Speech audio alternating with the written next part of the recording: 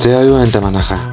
Таамдрыг хүлээлтээр өөр дэлхийн хааны part 10, 11, 2-ыг ярихаар шийдлээ. Ингээд лайк забаа дараад бичлэгэндээ орцгоё. Арика гэдгийн шулам шүзээ. Арика ингэж инээгээд амилсан уу гэвэл үнэндээ тэр гигантны гарт аль хэдийн 17 одоо өгсөн гэж хэлнэ. Гэхдээ рекордын тухай ярих юм бол гигант нь дэндүү хэтэрхий хүчтэй. Шудраг биш гэж бодож байгаагаа нуухгүй.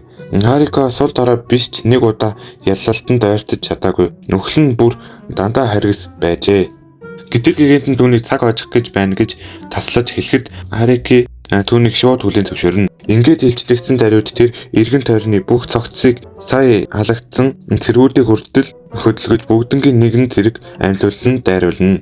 Түүнийг хараад гигант нь чигссэн ч шийдэмгээ хийвэр. Тэр тайга атгаад аимшигтай дүлэн шуурга дуудаж намилсан бүхнийг нэг мөсөн шатаана. Дараа нь шууд Арик рүү дайрч цээжийг нэвт сүлбэн 18 дахь удаага ална.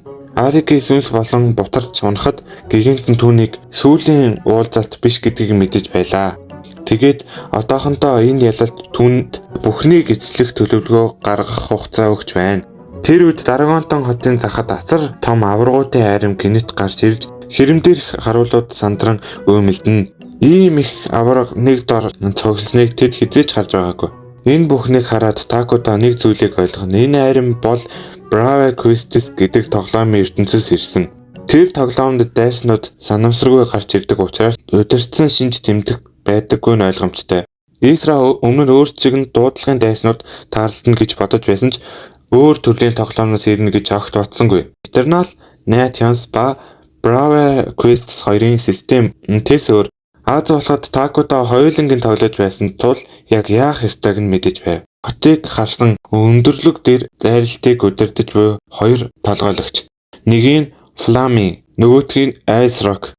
Ice Rock дараагийн нүдлээ ярьсан. Тэдэнд чөтгөрийн эзний нэрийн өмнөөс ямар ч аргаар газар нутаг эзлэх бүрэн эрх өгөгжээ. Тэнд ирснээс хойш Азтай явж ойролцоох гоблин аваргууд бүгд эсэргүүцэлгүйгээр бидний талд орсон гэж баярлана.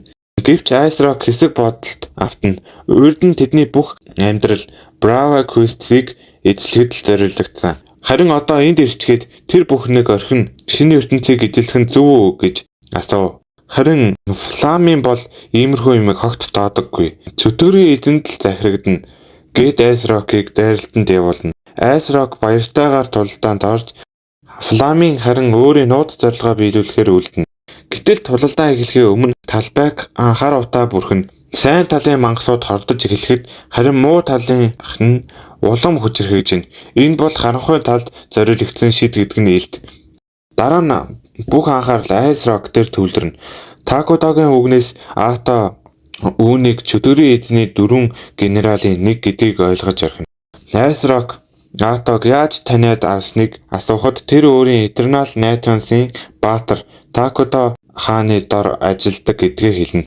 Яриа сунгах хэрэггүй бүгднгийн устгах гэж шууд зарлана. Тулаанд Ато Ice Rock-ыг илт давамгайлж нэг цохилт өгөх боломж олохгүй. Учир нь Eternal Nations бол улс орны хэмжээний стратегтэй. Brave Quest бол жижиг тулаанд зориулагдсан RPG.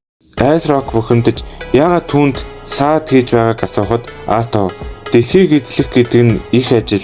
Би ганц улс удирдахад бичиг цаасанд живж байна гэж шаална. Дараа нь түүнийг зүгээр л ялахаар бүтээсэн дунд шатны босс гэж доромжлно. Гэтэл Ice Rock гинэт мөсөөр хөлийг нь хөлдөөж зайлшгүй онох чадвараар цохилт өгч чадна. Атог гэмтээ чадсандаа их баярлана. Гэвч хэдэн секундын дараа Ато бүрэн идгээд ямар ч цаадгүйгээр Ice Rock-ыг гална. Дараа нь Такудотой холбоо барих гэтэл Минаг тойрсон олон дайсан ирснийг мэдсэн ч байдал ноцтой байгааг ойлгосон. За энэ парт энэ хүрээд ингээд дууслаа. Тэгээд жоохон богинохон болсон бол уучлаарай. Тэгээд та нар лайкаа сайн дараад, сабаа дараад, комментээ үлдээгээд ивэл би амар урт бичлэг хийх хэрэггүй юу? Тэгэхээр одоо лайк болон сабаа дараад дараагийн партаар уулзъя.